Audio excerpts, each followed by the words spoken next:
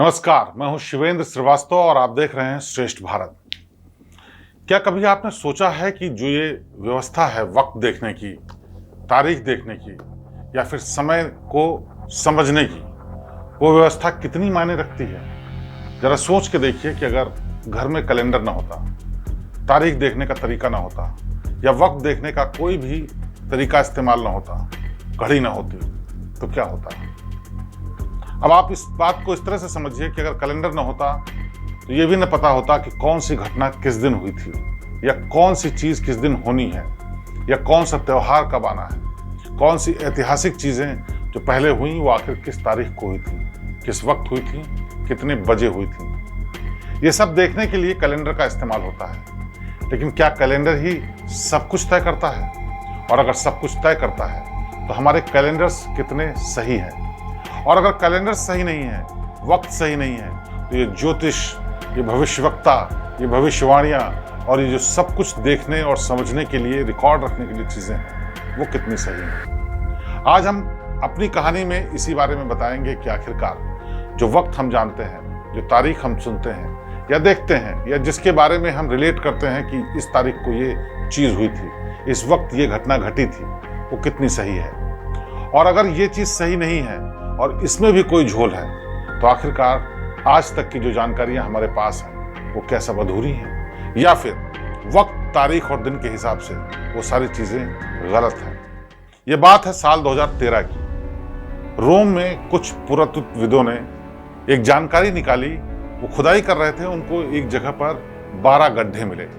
उसके बारे में जब जानकारी जुटानी शुरू हुई तो पता चला कि पहले के वक्त में समय देखने के लिए इन गड्ढों का इस्तेमाल होता था।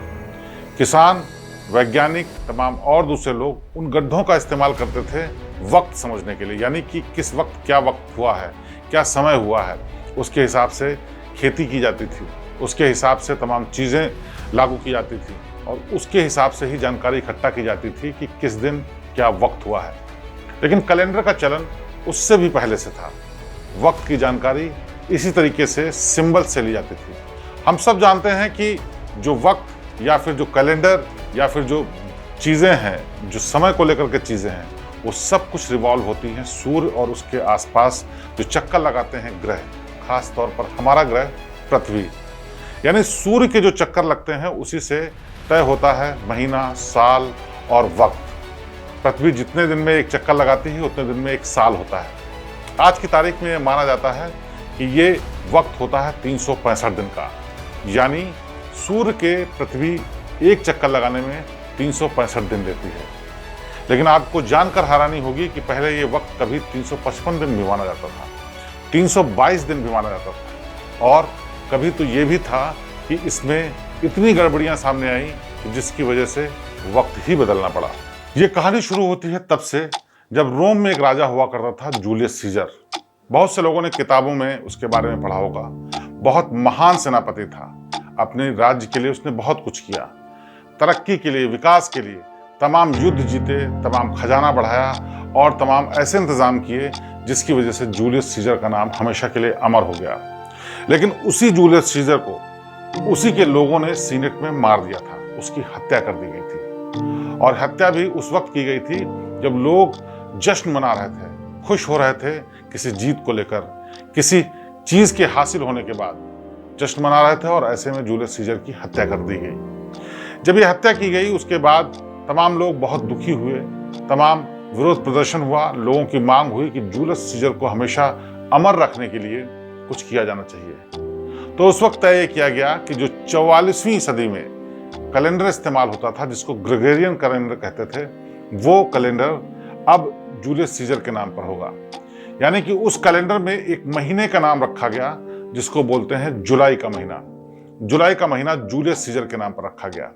उस वक्त फरवरी साल का आखिरी महीना होता था और मार्च होता था पहला महीना। और मार्च में उस वक्त 31 दिन होते थे, लेकिन फरवरी में 30 दिन होते थे। अब यह हुआ कि जुलाई के महीने में अगर नाम रखा जाएगा जूलियस सीजर का तो उसका क्या असर होगा।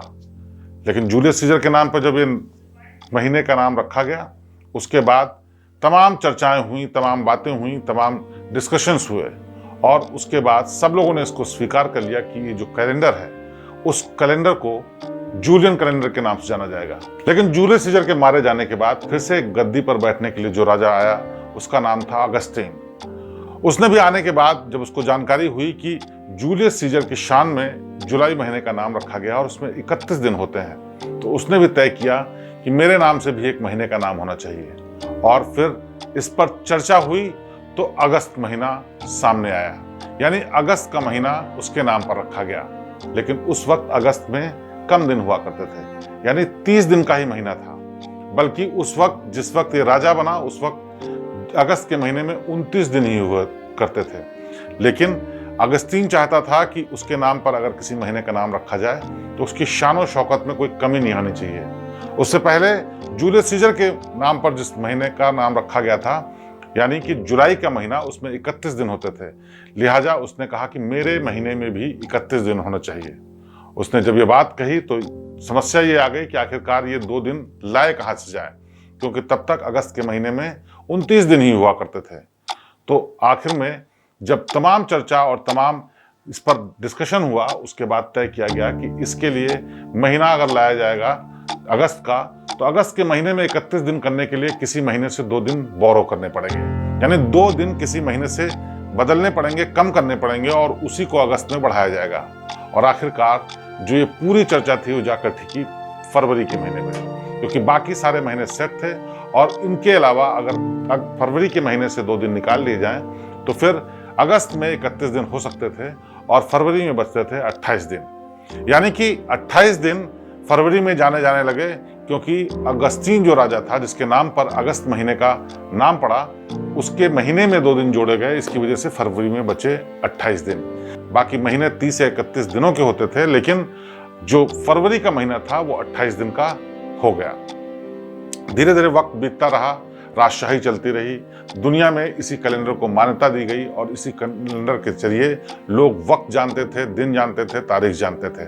सारी प्लानिंग, सारा इतिहास, सारी जानकारियां इसी कैलेंडर की तारीखों के आधार पर रखी जाती थी।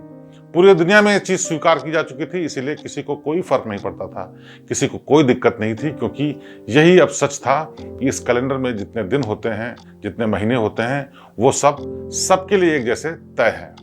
लेकिन मुश्किल तब आई जब कई सालों के बाद एक नया पोप रोम में आया। जो रोम के पोप थे, इनका नाम था ग्रेगरी, और वो बहुत जानकार आदमी थे। उनकी बात को सब लोग मानते थे क्योंकि वो साइंटिफिक तरीके से बात करते थे। जब उन्होंने रिसर्च की, अध्ययन किया, तो पता चला कि पृथ्वी जो ये चक्कर लगाती है ये एक्चुअल में 365 दिन में नहीं लगाती है, बल्कि 365 दिन और 6 घंटे लगते हैं।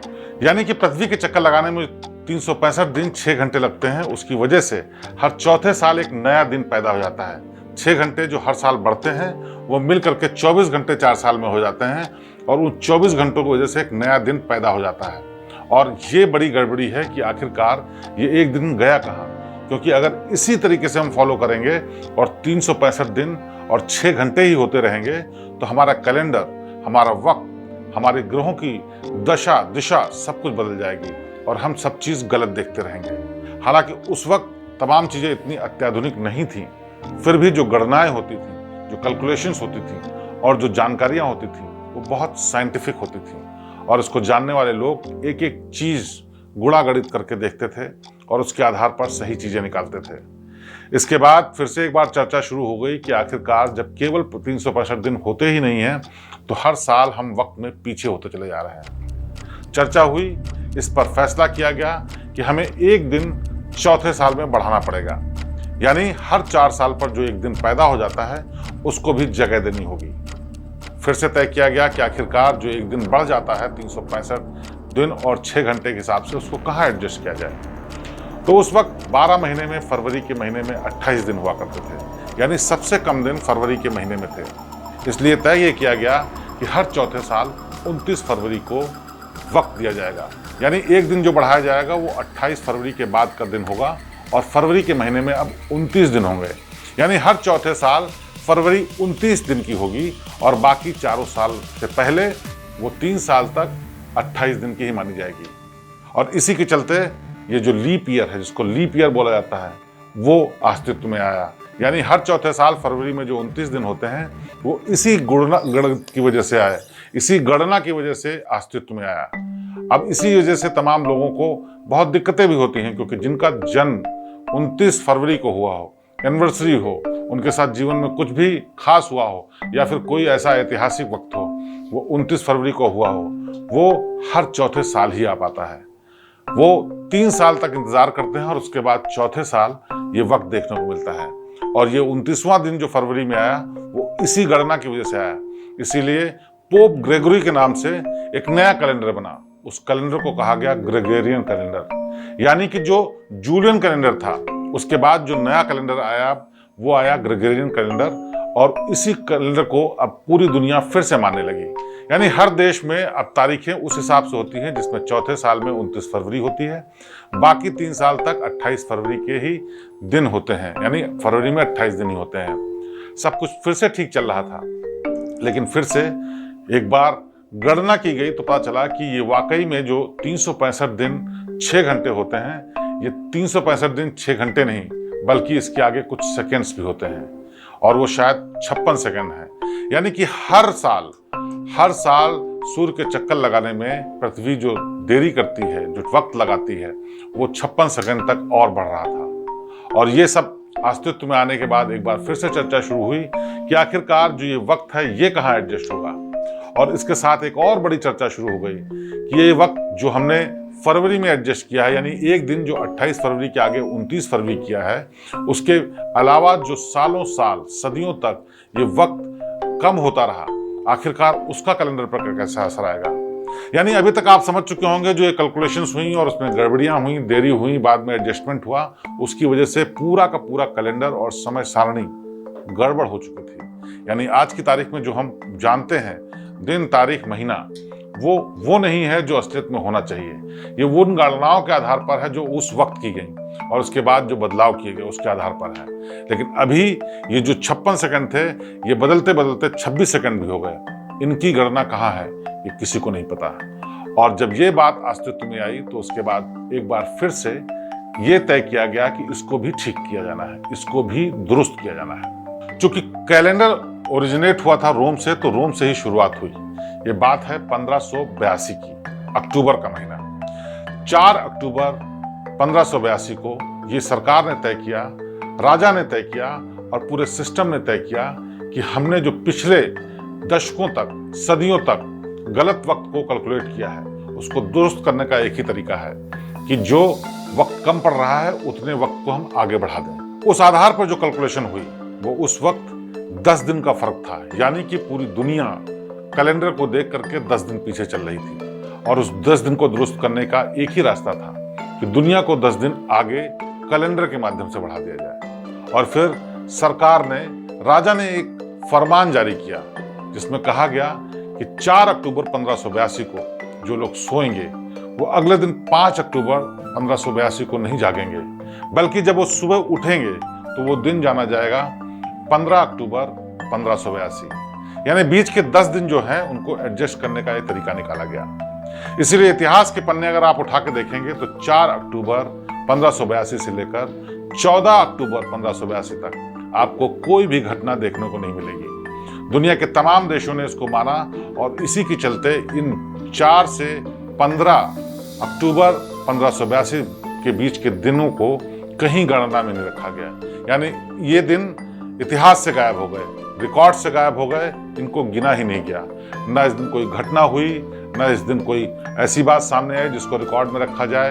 यानी कि दुनिया के पटल से इन 10 दिनों को हमेशा के लिए गायब कर दिया गया। ये बेहद हैरान करने वाली बात है, लेकिन ये सच है और इतिहास में ये भी दर्ज है। उसके बाद तय किया गया कि अब इस नए समय सिस्टम के आधार पर कैलेंडर्स बनाए जाएंगे और तय किया जाएगा कि समय कैसे आगे बढ़े। 1582 के बाद इसी कैलेंडर को फॉलो किया जाने लगा। जो आज की तारीख में हम कैलेंडर इस्तेमाल करते हैं उसको ग्रेगोरियन कैलेंडर बोलते हैं। और जो पोप ग्रेगरी ने कैलकुलेशन की थी उसके आधार पर जो समय का डिफरेंस आ रहा था उसी को कैलकुलेट करके पहले तो कैलेंडर में दिन बढ़ाए गए। इसी की वजह से हर चौथे साल फरवरी में 29 दिन होते हैं। और इसी के चलते पिछले इतिहास को सही करने के लिए, पिछली गलती को सही करने के लिए 10 दिन दुनिया को आगे बढ़ाया गया। कैलेंडर में तारीख 10 दिन बढ़ाई गई, जिससे कि तमाम गड़बड़ियां जो हुई थी उनको दुरुस्त किया जा सके। और आज की तारीख में अब जो नई कैलकुलेशन हो रही हैं, तो ये जो 26 सेकंड हर साल बढ़ जाते हैं वो भी कैलकुलेट हो रहे हैं। और वो जब कैलकुलेट होंगे तो इतिहास में जो सैकड़ों साल गुजर गए, जो तारीखों और कैलेंडर और वक्त के हिसाब से हम जानते हैं, उनकी कैलकुलेशन में भी बहुत फर्क आएगा। यानी कि जो ये फर्क आएगा वो इतना असर डालेगा कि जितनी गणनाएं हम करते हैं, चाहे वो ज्योतिष के लिए करते हों, चाहे एस्ट्रोनॉमी के लिए करते हों, चाहे अपने रिकॉर्ड्स रखने के लिए करते हों, चाहे अपने पर्सनल यूज़ के लिए करते हों, चाहे वो शादी ब्याह की एनिवर्सरी हो, बर्थ डेट हो, या फिर कोई भी चीज़ याद रखने की करते हो, सब कुछ उथल पुथल हो सकती है। लेकिन ये 26 सेकंड की बात है, ये किस दिन दुरुस्त होगा नहीं पता। लेकिन ये बात सच है कि अगर सब कुछ गणनाओं के आधार पर होता है, सूर्य की गति से होता है, पृथ्वी के चक्कर से होता है, ग्रहों की दिशा और दशा से होता है, तो इस चक्कर लगाने को भी एक रिकॉर्ड की तरह रखना चाहिए और एक चीज़ इतनी दुरुस्त होना चाहिए कि गणनाएं सही हो सकें। ये बात और है कि आज टेक्नोलॉजी इतनी बढ़ चुकी है कि हर गणना को डिफरेंट तरीके से करके दुरुस्त कर लेते हैं। लेकिन अगर कैलेंडर्स के हिसाब से, तारीखों के हिसाब से, वक्त के हिसाब से और सूर्य की गति और पृथ्वी के चक्कर के हिसाब से चीज़ें देखी जाएं, तो जो हम जानते हैं वो है जो हमें बताया गया, लेकिन सच्चाई इससे एकदम अलग है। यानी जो 26 सेकंड का अंतर है और सदियों से आता जा रहा है, उसने इतना फर्क तो जरूर ला दिया गया होगा कि ज्योतिषी जो कैलकुलेशंस करते हैं, जो हाथ देख करके, राशियां देख करके, ग्रहों की दशा दिशा देख करके हमें और आपको भविष्य बताते हैं, या फिर जो तमाम कैलकुलेशंस और दूसरे इस्तेमाल के लिए की जाती हैं, वो सारी की सारी गलत हैं, संदिग्ध हैं और पूरे तरीके से भरोसा करने लायक नहीं है। यानी आज की तारीख में, जिस तारीख में, जिस दिन में, जिस वक्त में, जिस महीने में, जिस साल में हम जी रहे हैं, वो सब कुछ संदेह के दायरे में है कि क्या वाकई ये सही भी है या फिर कैलकुलेशन में कोई गड़बड़ी है। आगे शर्तिया कोई ना कोई साइंटिस्ट, कोई ना कोई इतिहासविद, कोई ना कोई आर्कियोलॉजिस्ट, कोई ना कोई जानकार व्यक्ति इस पर भी शोध करेगा और सच्चाई सामने आएगी। तो हो सकता है एक बार फिर से कैलेंडर को सही करने की जरूरत पड़े और फिर हम नई तारीख को फॉलो करें। लेकिन आज की तारीख में जो सच्चाई है वो ये कि हम 26 सेकंड के अंतर को आज भी उसी तरीके से फॉलो कर रहे हैं जिस तरह से पहले पोप की जानकारी से पहले लोग गलत कैलेंडर को फॉलो करते थे और उससे भी पहले तमाम लोग करते थे। यानी कि जो हमारा वक्त, समय, दिन, तारीख, महीना, साल, वो सब संदेह के घेरे में है। तो ये थी कैलेंडर के इतिहास और वक्त की कैलकुलेशन पर आज की कहानी। अगली बार फिर किसी हैरान करने वाली कहानी के साथ आपके सामने पेश होंगे। मुझे दीजिए इजाजत। नमस्कार।